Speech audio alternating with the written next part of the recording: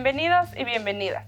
Mi nombre es Salomé Tejada y este es el primer programa de la quinta temporada de Deconstrucción. Esta vez nos mudamos al set de televisión.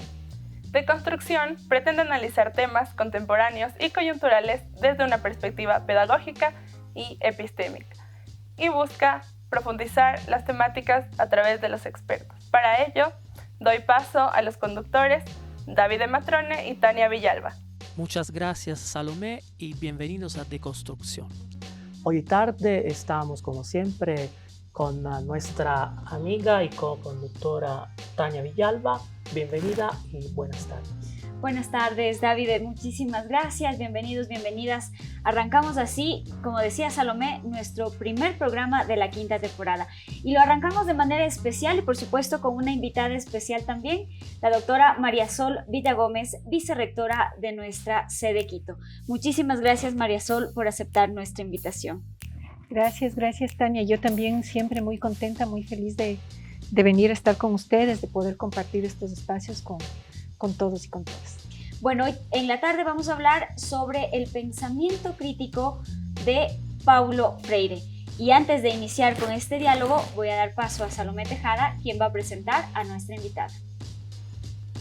Hoy contamos con la presencia de María Sol Villagómez, doctora en Educación por la Universidad Federal de Minas Gerais, Brasil, línea de investigación política pública y profesión docente, máster en docencia por la UPS, licenciada en Ciencias de la Educación y profesora de Historia y Geografía por la Pontificia Universidad Católica del Ecuador. Actualmente, profesora y vicerrectora de la UPS, sede Quito, coordinadora del Grupo de Investigación, Educación e Interculturalidad de la UPS, coordinadora de la Red Estrato del Ecuador, Red de Estudios sobre la Profesión Docente, y coordinadora general del IUS Education Group. Bien, en efecto, como habíamos dicho, vamos a conversar sobre el pensamiento crítico de Paulo Freire. Y estamos en aniversario, en realidad se cumplen 100 años del nacimiento de Paulo Freire y 60 años de la propuesta de su primera campaña de alfabetización. Y claro, en esta campaña aplica la pedagogía crítica. María Sol, ¿qué busca la propuesta del pensamiento crítico de Paulo Freire en la educación? Bueno, en primer lugar, lo que quiero es agradecerles por la invitación, ¿no? Agradecerles por el espacio de poder conversar de un tema tan sensible y tan importante para la región y para la pedagogía y para nosotros los educadores, incluso universitarios. En efecto, estamos cumpliendo 100 años del natalicio de Freire. Es una celebración muy importante para los educadores, pero también para la región latinoamericana. Ha habido un movimiento continental de celebración en el espacio académico, pero también en la educación popular y en otros espacios de acción donde sin duda la vigencia de Freire es visible y es presente, ¿no? Es constante. Se cumplen, ¿no? 100 años, 60 años de una propuesta de alfabetización sumamente importante, relevante e innovadora, que trajo a la región, y yo me atrevería a decir también a nivel global, algunas formulaciones para la educación popular muy importantes y sobre todo que se llevaron a cabo en los contextos de mayor necesidad y mayores complejidades, ¿no? Socioeducativas, económicas, pero también culturales. Entonces, esta celebración y el recordar la primera campaña de alfabetización que llevó a cabo Freire y que fue en efecto eficiente, pero que además logró cumplir en menos de 45 días un proceso de alfabetización a adultos, fue algo realmente importante, ¿no? Y de allí que lo recordamos con tanta relevancia, ¿no? Decíamos que la propuesta pedagógica de Paulo Freire traspasa también fronteras, porque esta primera experiencia empieza a divulgarse en Brasil y en todo el continente latinoamericano. Freire también trabajó en otros países latinoamericanos. ¿Cuál ha sido la importancia de esta experiencia a nivel regional para los sectores populares? La importancia es trascendental. Es una importancia, digamos, que tiene que ver con la ejecución de proyectos educativos que se llevaron en la práctica a contextos, como hemos dicho, de alta vulnerabilidad. Y como decía David, este trabajo fue a nivel regional, ¿no? Freire, además de haber empezado todo su trabajo pedagógico, su reflexión sobre la educación de los sectores populares en Recife, ¿no? Luego lleva este trabajo a Chile e incluso sabemos que estuvo de visita también en el Ecuador cuando el presidente Roldós inicia las campañas de alfabetización acá en nuestro país, una vez que termina la dictadura, ¿no? Y volvemos a la democracia. Entonces fue invitado también a nuestro país a contribuir en los procesos de alfabetización. Lo otro que es importante es que si bien está pensada para la educación de adultos, también la propuesta pedagógica de Freire trasciende a otros contextos, no necesariamente o únicamente de educación popular, donde por supuesto su intervención fue la más importante, pero también a otros espacios, ¿no? De allí que se puede pensar luego en otras líneas pedagógicas que tienen que ver con todos estos postulados críticos, ¿no? Los avances de la pedagogía crítica a nivel regional, pero también en Europa, también en Estados Unidos, es decir, una importancia, yo diría, global y un aporte absolutamente significativo de la pedagogía latinoamericana para contextos globales. Bueno, Paulo Freire, como habíamos dicho, ¿no? Recorre, como ustedes decían, el continente latinoamericano, pero hay que reconocer que este recorrido también surge de los 16 años de exilio que él vive, ¿no? Sale de Brasil, ¿sí? Llega a Bolivia, también sale de Bolivia después del golpe de Estado militar, ¿no? Y se refugia en Chile, muchos años además. Y claro, todo este pensamiento parecería ser que esta política de gobierno militar no estaba como muy de acuerdo. Pese a esto, Paulo Freire, digamos, mantiene este pensamiento crítico de esta educación liberadora y que tiene que ver con este derecho a la educación como tal. ¿Cómo interpretar esto, María Sol? A mí me parece que un aspecto que es relevante que hay que considerar es el sentido de la educación, ¿no? La educación es una práctica, ¿no es cierto? Es una experiencia que se hace práctica, que se hace vida. Un estilo de vida. Claro, pero además también es una propuesta política y ética. Y entonces, en ese sentido, la propuesta de Freire tiene esa importancia y esa relevancia, porque trasciende aquellas intenciones únicamente, no sé si llamarlas de escritorio, sino que llega hacia un trabajo realmente en los contextos y en territorio. Y eso es lo que sostiene los proyectos educativos que luego, inspirados en Freire, habrá muchos que pensar y que reflexionar incluso actualmente en la región latinoamericana, no solamente en Brasil, sino en América Latina en general, ¿no? Entonces, me parece que lo que habría que centrar ahí es que es una propuesta práctica, es una praxis, ¿no es cierto? Una acción que se lleva a cabo en los contextos y eso es lo que le sostiene durante tanto tiempo. Una acción que además se va, digamos, como repensando, como rehaciendo, reconceptualizando. No es estática en el tiempo, sino que finalmente termina también adaptándose a los contextos y a distintas realidades. Pensemos que en nuestro país, por ejemplo, muchas de las líneas del pensamiento pedagógico, de la acción pedagógica boliviana, se aplica también en contextos de educación popular, pero también de educación indígena, de educación de adultos, de educación de mujeres. Entonces, es muy interesante mirar cómo trasciende esa praxis pedagógica a contextos tan diversos, ¿no?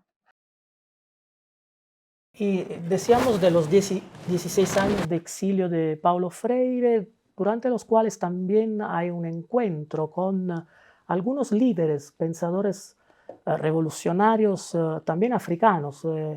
Paulo Freire estuvo también en Ginebra y ahí encuentra a Amílcar Cabral, que era un líder de la revolución de Guinea y que se conecta también con otra problemática, es decir, la cuestión colonial. Entonces, aquí también podríamos analizar cuál es la importancia y qué opina María Sol respecto al aporte de una pedagogía descolonial que surge con Paulo Freire, con otros pensadores como Fanon, que es un tema todavía actual. Bueno, sí.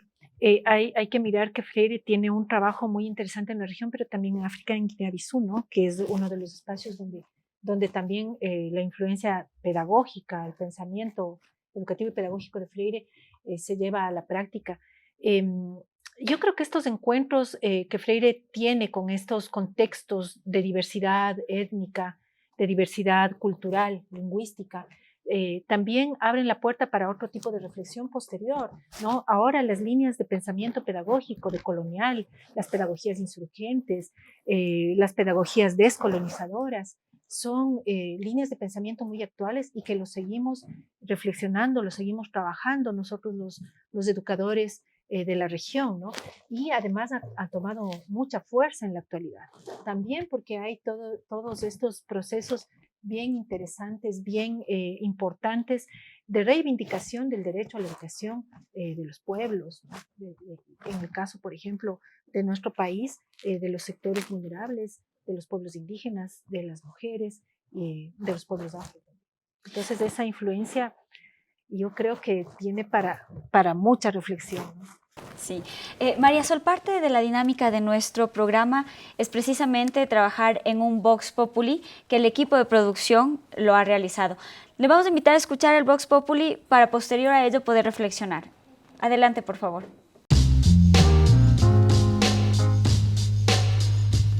América Latina se convierte en uno de los referentes alrededor de los procesos de enseñanza-aprendizaje, incorporando, ¿no es cierto?, en su discurso lo que es la educomunicación.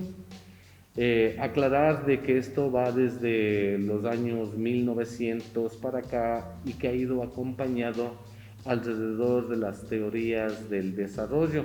Pues creo que ya debemos dejar atrás todas las antiguas enseñanzas, debemos poder nosotros mismos poder aprender lo que nosotros queramos, incluso eso nos ayuda a expandir más nuestro conocimiento y llegar a más partes. La educación democrática, horizontal, participativa, no puede ser realidad sin un buen proceso de comunicación. De ahí que lo de Paulo Freire es fundamental, porque gesta una teoría totalmente innovadora, con visión propia de América Latina.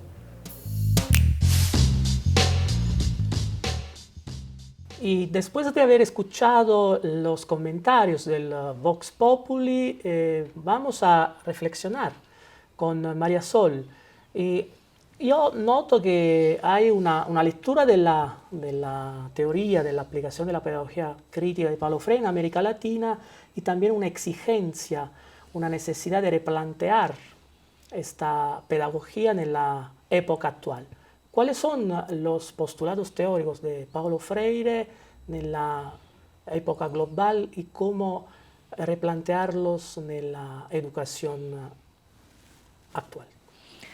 A ver, yo pienso que hay algunos elementos que son importantes, como trabajarlos, ¿no?, actualmente en la pedagogía o en las prácticas pedagógicas más actuales. Por ejemplo, los círculos culturales o los círculos de cultura con los que trabajaba Freire, que en efecto eran espacios donde la horizontalidad entre el que enseña y aprende era parte del ejercicio propio de ese aprendizaje. Entonces, este tipo de metodologías, por decirlo de alguna manera, de didácticas que Freire aplicaba en los procesos educativos, primero de alfabetización, pero que luego, como hemos dicho, pueden aplicarse también en otros contextos y en otros niveles educativos, son interesantes y son importantes, porque lo que hacen es recuperar de alguna manera el conocimiento, los aprendizajes, los saberes de los sujetos que se educan, y a partir de esos saberes pasar a procesos educativos tal vez más formales, ¿no?, pero siempre a partir del conocimiento o de la interpretación de la realidad de esos sujetos.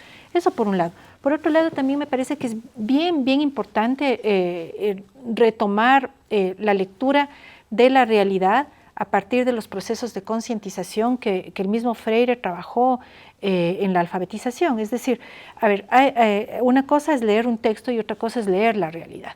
Entonces, Freire, en sus postulados, ya en el ejercicio del campo pedagógico, de los procesos de enseñanza-aprendizaje, toma estos elementos como centrales. Entonces, la posibilidad de que el educando, en su proceso de aprendizaje, lea más allá de la alfabetización textual, digámoslo de alguna manera, ¿no?, o del reconocimiento de las letras, sino que sea capaz de leer una realidad, y una realidad que lo mantiene en una condición X, y que esa condición puede transformarse, ¿no?, porque ese es un elemento que es bien importante. Es decir, la educación siempre como posibilitadora de transformación, de cambio, de mejora de una situación que pueden estar viviendo los sujetos. Miremos también que el trabajo de Freire fue precisamente con trabajadores. Estos trabajadores eran analfabetos y el proceso de alfabetización no era solamente la alfabetización en lo que implicaría escritura y lectura, sino más allá de ello la lectura de una realidad que permita entender por qué estamos como estamos y cómo cambiamos esas condiciones y cómo aportamos al cambio de esas condiciones también a nuestros contextos. Creo que eso es tan potente, tan importante, que puede ser útil para repensarlo en cualquier condición y en cualquier contexto educativo en el que nosotros trabajemos. María Sol, como decíamos al inicio del programa, estamos celebrando, ¿no?, 100 años del nacimiento y 60 años, decíamos, de esta propuesta teórica, sí, del pensamiento crítico de Paulo Freire. ¿Cómo se prepara la universidad para celebrar estos 60 años del pensamiento crítico? ¿Cuáles son las actividades que se están pensando tal vez? Porque además la universidad comulga también con esta ayuda, ¿no es cierto?, a la sociedad o con este cambio a la sociedad. ¿Cómo se prepara la UPS? Hemos conversado con la profesora Ana María Narváez, ella es la directora de las carreras de educación, y justamente sobre este movimiento continental, ¿no?, de celebración del natalicio de Freire y por supuesto del trabajo que Freire hizo en la región. Entonces, uno de los elementos importantes es releer a Freire, es decir, trabajar en la currícula de la formación de nuestros profesores, en las carreras de educación, también las líneas pedagógicas freirianas y la educación popular como un elemento constante, continuo, que de hecho se lo hace, ¿no? Porque cuando trabajamos la pedagogía latinoamericana, la historia de la educación en América Latina, Freire siempre va a ser uno de los principales referentes. Por otro lado, también con las redes de investigación, con las redes de trabajo de los diferentes grupos de investigación vinculados al área de educación, también se va pensando en estos procesos y con las redes también de investigación en las que participa la universidad. De hecho, en las semanas anteriores, en la misma organización del Youth Education Group, que es el grupo de educación de las universidades salesianas, hemos participado en algunos eventos, sobre todo con las universidades de Brasil, con la Unisal de Brasil, que es una de las youth salesianas. Hemos participado en un evento de varias semanas de reconocimiento y de conmemoración del trabajo de Freire. Y analizando también los tiempos difíciles actuales que estamos viviendo, estos tiempos pandémicos donde se han visibilizado también las desigualdades, también la educación sufre una serie de consecuencias, vive una serie de dificultades, y quería analizar una parte del texto Educación en tiempos de desigualdades, publicado por Abya Yala, donde hay los aportes de algunos coordinadores, entre los cuales María Sol Villagómez, que junto al académico Carlos Crespo Burgos, que escriben un artículo entre la continuidad, el discurso y la exclusión. Hay un elemento que quería leer y frente a esta dramática situación nació la Coalición por el Derecho a la Educación en Ecuador el 14 de abril, Día del Maestro Ecuatoriano, con el compromiso de levantar y difundir periódicamente información relevante sobre los distintos campos de la educación que promueve su reconocimiento como un derecho y una prioridad social. La educación sigue siendo, en algunos casos, un derecho todavía no garantizado. ¿De qué forma y cómo podríamos garantizar este derecho a través de la pedagogía de Paulo Freire en la actualidad? Sí, bueno, primero quiero agradecerte, David, por traer a colación esta publicación. Quiero poner un poco en contexto, es un trabajo que lo hicimos con los colegas de la Coalición por el Derecho a la Educación. Este es un grupo de investigadores, también activistas, que lo que hacemos es reflexionar periódicamente, continuamente sobre la educación como un derecho, ¿no? Bueno, ¿cómo surge este trabajo? Y un poco de allí iría a comentar lo que pregunta David. Este trabajo surge precisamente en pandemia. Entonces, inicia la pandemia y un grupo de amigos, de investigadores de diversas universidades y también de algunas instituciones y organizaciones de la sociedad civil, decidimos hacer un seguimiento a lo que pasaba en el sistema educativo ecuatoriano, principalmente de nivel básico y nivel medio en el país. Y lo que hicimos fue trabajar en función de ir siguiendo lo que decía la prensa y el Ministerio de Educación durante el momento de la crisis de la pandemia y luego ya, primero de la emergencia y luego de la contingencia, ¿no? que fue la pandemia. Entonces hicimos un trabajo como una línea de tiempo y fuimos viendo cuál era la posición de la política pública frente a la situación de la educación. Levantamos este trabajo y luego vinculamos a docentes de escuela, de nivel primario y nivel secundario, ¿no? Escuela básica y de bachillerato a este trabajo. Y lo que hicimos fue recoger las experiencias de los profesores y de las profesoras. Entonces es un trabajo súper interesante porque por un lado está este trabajo de seguimiento a lo que dice la prensa y a lo que dice el Ministerio de Educación en función de las decisiones que toman sobre la política pública en educación y currículo, y el trabajo y la experiencia, la vida de los profesores en aula, en pandemia. Entonces es un trabajo riquísimo porque recoge esa experiencia de un momento inédito para el sistema educativo ecuatoriano, que fue la educación en pandemia, ¿no? Y bueno, cuando hicimos con el compañero Carlos Crespo, que es con quien trabajamos este artículo que está en el libro, analizamos de ello y nos dimos cuenta o miramos, ¿no?, en retrospectiva que las decisiones de la política pública del Ministerio de Educación finalmente tenían un nivel de eficacia que no siempre era el adecuado en todos los contextos y que las decisiones, sobre todo de tipo curricular, no siempre eran las más adecuadas, sobre todo porque se trabajó unas guías que se aplicaban en distintas instituciones.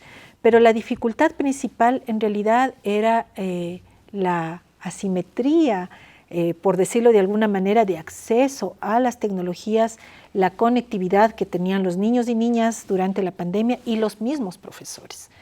Porque los niños encerrados en sus casas, ¿no?, por la pandemia, y los profesores en sus casas tenían que darle continuidad al proceso educativo.